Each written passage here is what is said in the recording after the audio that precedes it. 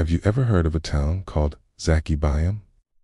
It's in Benue State, Nigeria, a place once famous for its vibrant, bustling market. Imagine the air filled with the earthy smell of yams, the sight of mountains of grains, and the sounds of friendly haggling as people from all over came to trade. It was the sound of life, of community, of everything being right with the world. But in October 2001, that sound was silenced.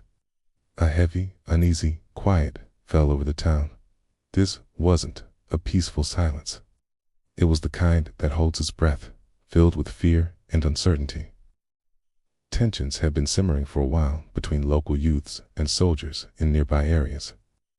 But no one in Zaki could have predicted how this would spill into their lives. The whispers started first.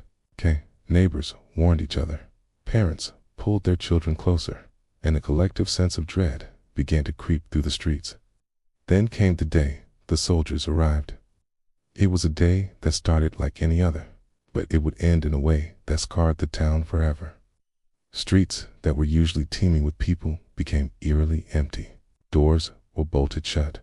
Families huddled inside their homes, praying for safety, trying to make sense of the chaos unfolding outside. The normal rhythms of life, going to the market, visiting friends, children playing, all of it stopped in an instant. What happened on those days is a deeply painful part of Nigeria's history. It's a story not of statistics, but of people.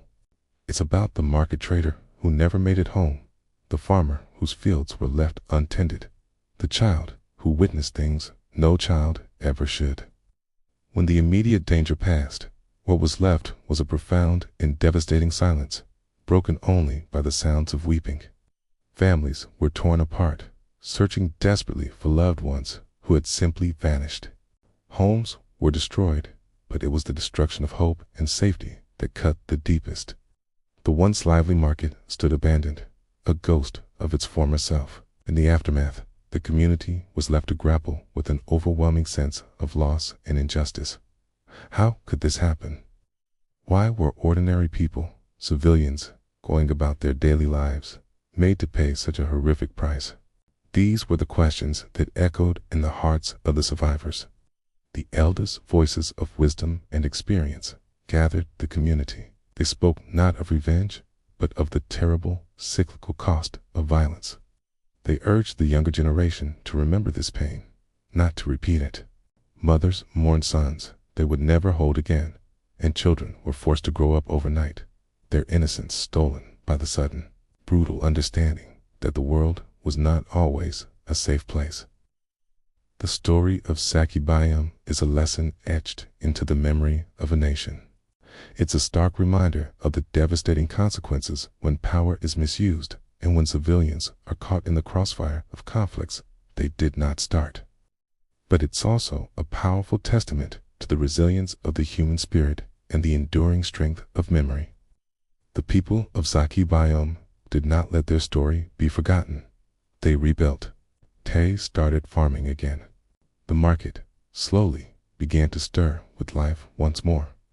They carried on, holding the names and faces of the lost in their hearts, showing that their memory would fuel a desire for peace, not more violence.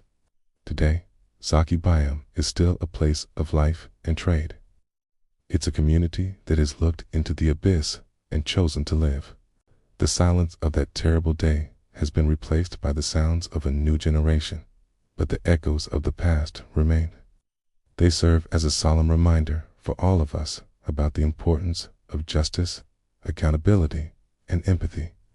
The story of Zaki teaches us that even when a community is brought to its knees, its spirit can endure, and its voice, though once silenced, can rise again to demand a better, more peaceful future. We must listen to these stories, learn from them, and ensure they are never repeated. Thank you for taking the time to learn about this important piece of history. If this story touched you, please share it so that others can learn as well. Follow our channel for more stories that deserve to be told.